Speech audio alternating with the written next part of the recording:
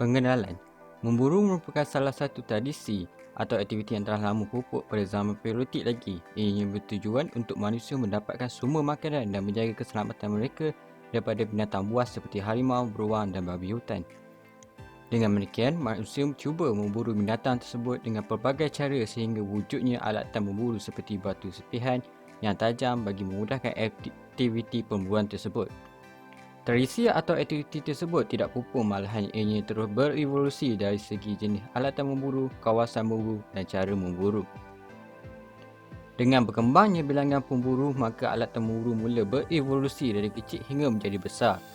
Sebagai contoh, pada zaman Paleolitik, manusia menggunakan alatan memburu yang kecil seperti batu, dan apabila zaman sudah berubah, mereka mula mencipta alatan memburu yang lebih canggih seperti tombak bagi memudahkan kegiatan memburu tersebut.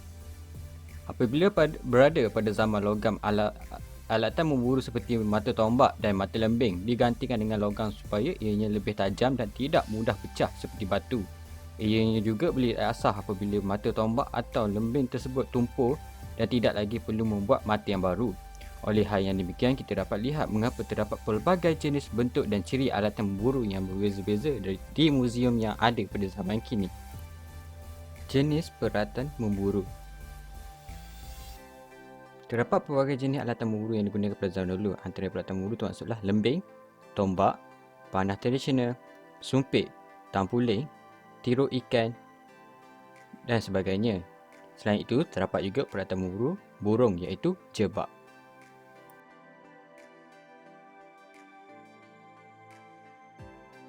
Lastik merupakan salah satu senjata yang digunakan oleh pahlawan pada zaman dahulu. Ia juga digunakan sebagai alat untuk memburu haiwan-haiwan kecil seperti burung dan sebagainya.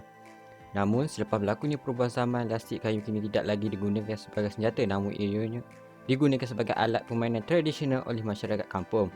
Hal ini disebabkan oleh arus pemodenan yang menyebabkan lastik kayu ini hanya dijadikan sebagai hiasan sahaja. Ia mula bertapak semasa penciptaan getah Vulcan oleh Charles Goodyear pada tahun 1839, dipatenkan pada 1844. Menjelang 1860, enjin baharu ini sudah memperoleh reputasi sebagai senjata laku musnah oleh remaja serta telah menyebabkan sekurang-kurangnya satu kematian manusia.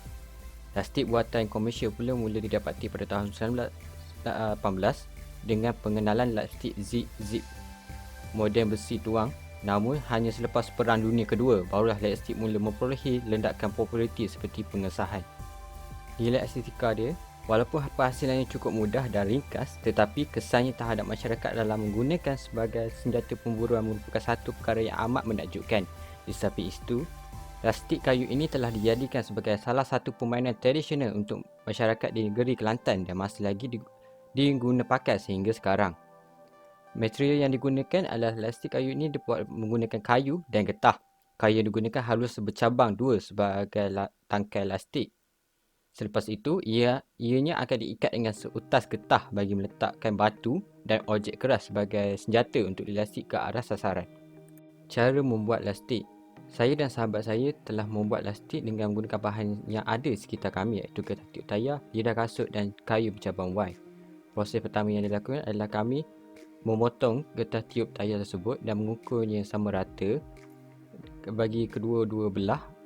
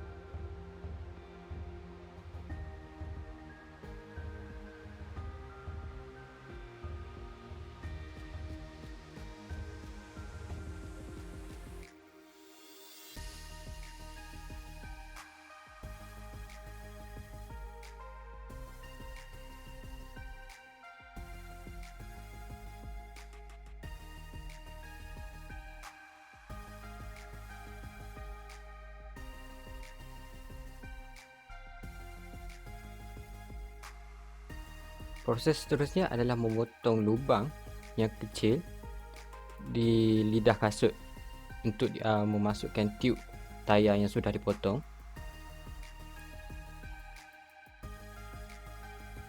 Proses ketiga adalah kami mengikat tiub tayar yang telah dipotong kepada cabang kayu, kedua-dua belah cabang kayu yang berbentuk Y tersebut bagi menjamin getah tersebut tidak tercabut. Kami mengikat menggunakan getah sebanyak 2 kali bagi mengukuhkan tiub tayar tersebut. Proses terakhir adalah kami mengikat tiub tayar tadi kepada dua-dua belah lubang di lidah kasut yang telah kami potong tersebut.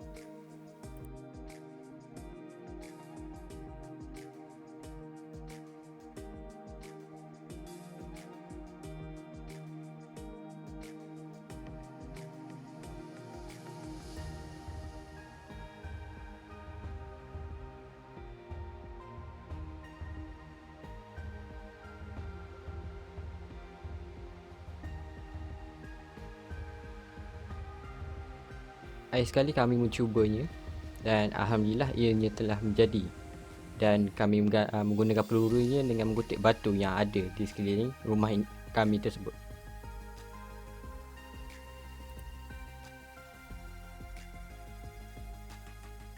Sumpit berasal dari Tiongkok dan diduga sudah ada sejak zaman Neolitik atau 5,000 tahun sebelum Masihi. Hal tersebut berawal dari temuan arkeologi di mana terdapat 20 jenis sumpit dengan pelbagai ukuran, iaitu panjang 9 hingga 18 cm dan diameter sebanyak 1.3 hingga 0.9 cm.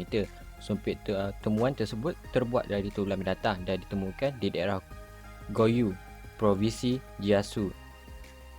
Proses pembuatan material yang diperlukan adalah sumpit dibuat daripada kayu belia, berkirai dan uling yang kayunya lurus agar mudah dilubangi, berukuran kurang lebih 8 mm.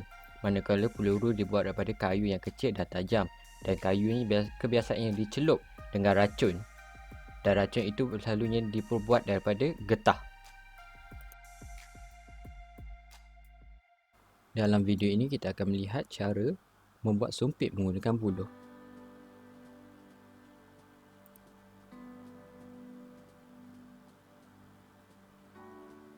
Langkah pertama adalah mencari buluh yang bersesuaian dan menebuk lubang di dalamnya, dan kita perlu memotong ikut kesesuaian kita sendiri.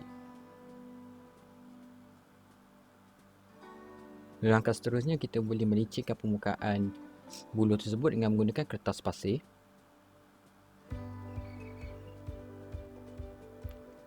Dan peluru dibuat daripada lidi, dan lidi tersebut dipotong secara kecil, dan di hujung lidi tersebut akan diasah menggunakan pisau agar ianya tajam.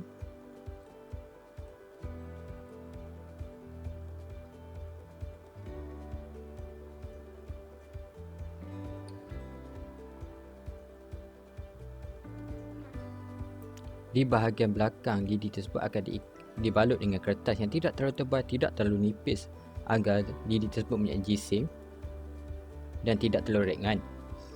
Kertas tersebut akan diikat dengan tali agar ianya ketat dan kukuh dan tidak lari ataupun tidak tercabut daripada lidi tersebut. Bagi menjamin agar ianya tidak cabut, kita boleh menggunakan gam.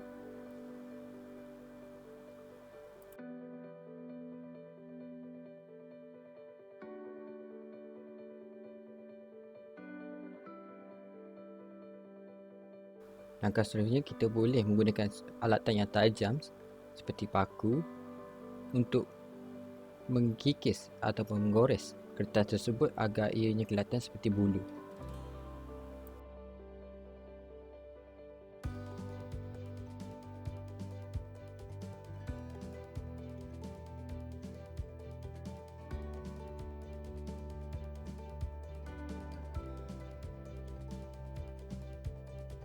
Cara menggunakan sumpit adalah dengan memasukkan pelurunya ataupun domek ke dalam sumpit tersebut dan kita meniupnya menggunakan mulut sekuat yang boleh. dan angin yang ditiup daripada mulut tersebut akan membuatkan domet itu terbang ke sasaran yang kita tuju.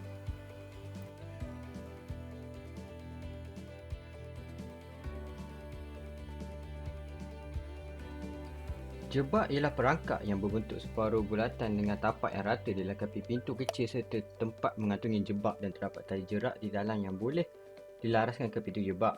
Peralatan ini dibuat daripada buluh, kayu dan jaring. Mereka bentuknya berbeza mengikut tempat, iaitu Kelantan, Thailand, Indonesia dan Sarawak. Kebanyakan jebak itu bersaiz kecil kerana bersesuaian dengan saiz burung puyuh. Pada masa dulu, memikat burung puyuh antara kegiatan dimati, terutama selepas musim menuai pada ketika banjir. Jebak puyuh yang direka untuk memikat burung puyuh kini telah diperbagaikan guna kerana beberapa inovasi dan pengubahan yang dibuatkan. Alat itu boleh dijadikan produk hiasan atau dijadikan sangkar untuk haiwan lain seperti kucing. Saya dan kawan saya telah membuat jebak sendiri menggunakan tali dan sangkar. Proses pertama adalah kami mencari kayu yang mudah dilenturkan. Seterusnya, kami mengikat tali tersebut kepada sangkar daripada kiri ke kanan dan mengikat tali itu ke ranting yang kami sudah pilih yang boleh dibengkokkan.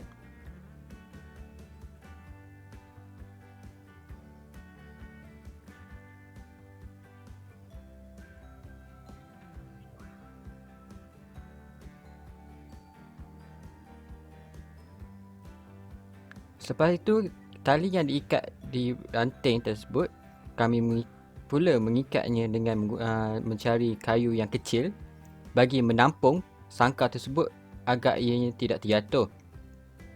Dan di bawah tali yang ditampung itu kami mengikat makanan ataupun umpan yang dibuat ataupun dibeli di kedai, dan apabila burung datang menarik umpan tersebut, maka sangkar tersebut akan jatuh dan merangkap burung agar ianya tidak keluar.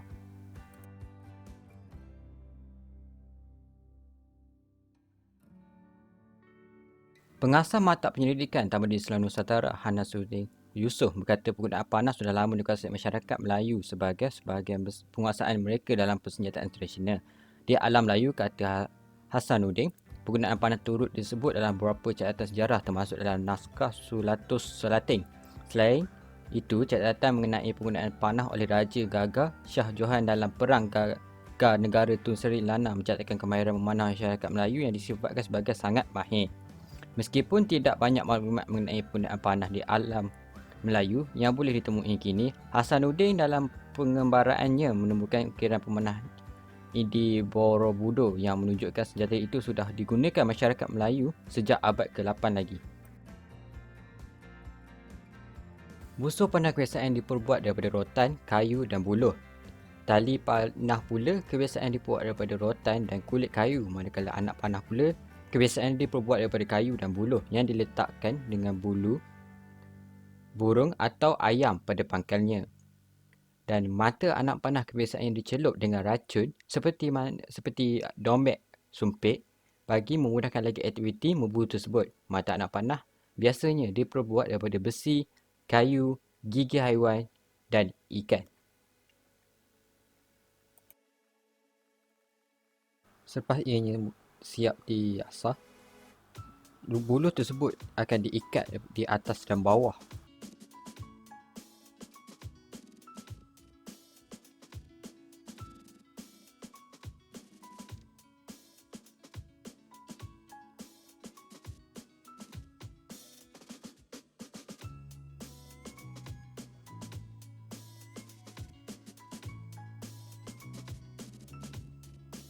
Akhir sekali adalah proses mengikat di kedua-dua hujung atas dan bawah menggunakan tali, dan mengikatnya dengan cara sekuat yang boleh ataupun seketat yang boleh supaya tali itu menjadi tegang.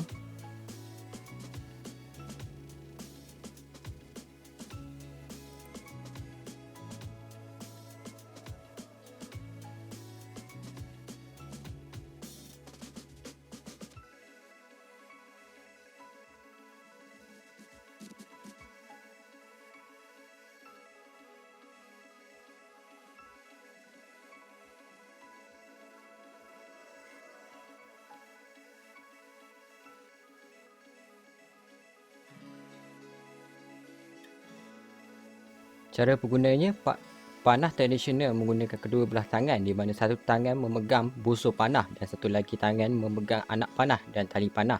Anak panah memerlukan momentum yang tinggi untuk terbang, jadi pemburu atau pengguna memerlukan otot tangan yang kuat bagi menarik tali tersebut sepanjang yang boleh dan melepaskan tali tersebut untuk membuat anak panah tersebut untuk terbang pada jarak yang jauh. Lagi panjang tali tersebut ditarik, maka lagi jauh jarak anak panah itu akan boleh terbang.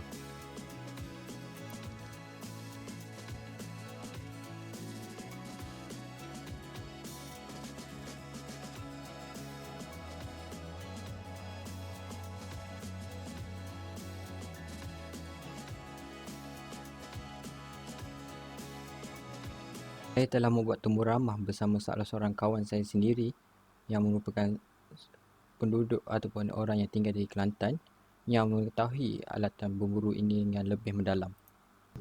Soalan pertama, saya ingin tanyakan berkaitan dengan peralatan memburu lesti. Dan soalan pertama saya adalah, boleh tak kalau Encik Ikuan ceritakan sikit apa ataupun pasal alatan memburu lastik ni? Ah, awak nak saya terang macam mana? Boleh tak Encik Ikuan terangkan uh, peralatan lastik ni dia digunakan macam mana digunakan, bila masa kita guna? Oh, Lestik tu simple saja. Dia digunakan untuk memburu haiwan yang kecil macam burung. Kadang-kadang kita boleh guna untuk halau tupai. Itu lah. Okey, boleh tak Encik Ikuan ceritakan sikit bahan dan cara pembuatan lastik ni? Bahan-bahan dia simple je. Pertama kita memerlukan kayu yang bercabar Okey. berbentuk Y. Selepas kita cari kayu, kita perlukan getah yang boleh marga getah macam tiup ke. Lepas tu kita potong tiup tu biar sama panjang. Kita ikat kat kayu yang bercabar tadi. Seterusnya kita untuk buat tapak dia, kita boleh gunakan benda yang ditinggal kulit lah, barang terpakai. Okey. Kita boleh guna untuk buat tapak lah. Kita tepuk dua lubang bahagian sisi dia. Lepas tu kita ikat, kita jadikan tapak. Oh. Mudah macam tu je. Kiranya kayu yang digunakan tu kayu boleh kita ambil sebarangan ataupun perlukan kayu yang ada spesifik dia? Uh, Kayu tu jenis dia tak penting sangat, tapi yang elok yang kukuh lah. Semasa kita guna tu tak mudah patah. Oh, okey. Untuk soalan seterusnya, selalunya golongan mana yang menggunakan alatan memburu tersebut? Alatan memburu ni kebanyakan orang-orang kampung, macam orang-orang yang duduk kat pedalaman, kuasa hutan.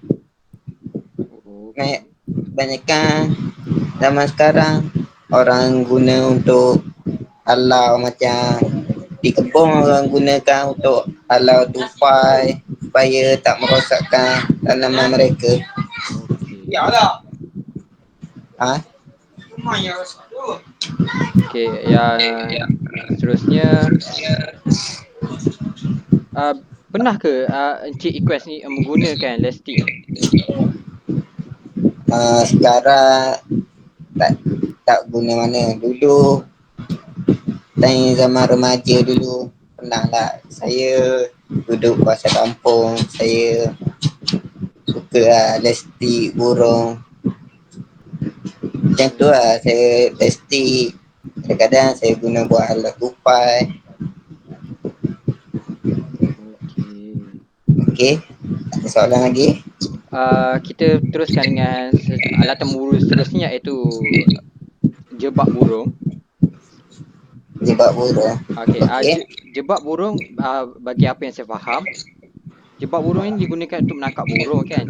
So adakah Ah, semua burung kita boleh tangkap menggunakan jebak burung tersebut? tak semua burung-burung macam ada ukuran dia. Kalau burung tu terlampau besar macam elang, Hmm. dia tak akan dapat tangkap kalau burung terlampau besar. Oh, kira burung-burung kecil je lah. Burung kecil. Okey. Uh, Boleh tak Encik Ikuan cerita sikit bahan dan cara perbuatan jebak burung ni? Bahan yang saya selalu guna lah untuk buat ni banyak sebenarnya, jebak burung macam ni. Jebak, racik, jaring. Tapi yang selalu saya guna, time saya kecil-kecil dulu simple je. Saya guna kayu. Lepas tu saya guna jaring-jaring buka. Saya bengkokkan kayu tu, saya ikat dengan jaring. Lepas tu saya cari kayu yang panjang, yang mudah lentur. Lepas tu kita ikat dua bahagian sisi. Lepas tu kita lekatkan buka tu biar dia tu tak ada lah ketat sangat. Lepas tu kita ikat macam dekat-dekat kayu lagi. Lepas tu kita tentak umpan. Umpan contohnya macam cekerik selalu saya guna. Yang sebab saya suka tangkap burung macam burung murah macam tu. Okey. Uh, Bagi Encik Ikuan, ada tak nilai-nilai seperti positif atau negatif tentang alat temu tersebut? Nilai positif dia, kita boleh ambil ilmu daripada cara pembuatannya. Lepas tu kita boleh belajar benda baru. Macam kita memerlukan kesabaran dalam membuat benda ni. Benda dia ni memang tak susah, tapi kita perlu sabar. Kadang-kadang kita dapat tangkap, kadang-kadang burung terlepas. Macam tu. Dia Hmm. mengajar kita erti kesabaran lah. Okey. Uh, Soalan seterusnya, bagi pendapat Encik Ikuan, golongan mana, soalan yang sama, golongan mana yang selalu menggunakan jebak burung ni? Golongan zaman sekarang ni jarang, sebab budak-budak zaman sekarang uh, tidak suka pada benda-benda gini. Mereka lebih suka kepada macam telefon, bimbit, benda. Jadi golongan yang biasa buat benda ni, golongan macam orang-orang kampung lah, orang-orang yang duduk kat pedalaman, kuasa hutan. Hmm. Mereka selalu bermain tu sebab kawasan tu banyak burung boleh tangkap. Okey. Alright. Sebelum kita, soalan terakhir sebelum saya mengakhiri interview ini, macam sekarang ni warisan kita seperti alat temu burung ni semakin pupus, semakin dilupakan, tak ramai yang tahu pasal alat temu burung tradisi yang lama. Jadi saya ingin tanya pendapat Encik Ikuan, ada tak cara bagi mengatasi masalah tersebut? Cara cara dia, pada pendapat saya, antara cara terbaik supaya tradisi ini tidak pupus adalah dengan mewujudkan subjek tentang warisan. Kita dengan lebih mendalam dari sekolah rendah hingga universiti agar kita memupuk minat tentang warisan pada golongan muda. Dari Oh, kecil oh, kita kena pupuk dia kecil lagi lah. oh, supaya diorang bila dari kecil diorang minat ke, bila dewasa mereka boleh Ah, mencuburi macam tu bidang lah. tersebut lah. Ah, Oh, okey okey. Alright, pertama kali saya nak ucapkan ribuan terima kasih kerana sudi berada dengan saya di TV malam ni. Dan saya Ah, mengucapkan minta maaf anda kata terkasar bahasa. okey. Okey, dengan itu Biasalah. berakhirlah interview kita malam ini. Terima kasih semuanya. Kesimpulan kita dapat lihat bahawa zaman dahulu telah muncul aktiviti memburu binatang buas dan ini telah pun menjadi tradisi mereka untuk mencari sumber makanan dan sumber pendapatan. Oleh itu pada zaman dahulu lagi telah muncul pelbagai jenis peralatan memburu dari zaman Paleolitik hinggalah zaman logam. Kita juga dapat melihat pelbagai jenis bentuk dan ciri alatan memburu yang unik. Sebagai contoh ada alatan memburu yang besar, panjang, lebar, kecil dan sebagainya. Kita juga dapat mengenal pasti bahawa alatan memburu pada zaman dahulu bukan sahaja terhad pada kawasan darat sahaja, malah kita ada juga pada kawasan langit dan kawasan laut. Dengan demikian, kita dapat menambah ilmu dengan mengetahui perbezaan antara alatan memburu pada zaman dahulu dengan alatan memburu pada zaman moden.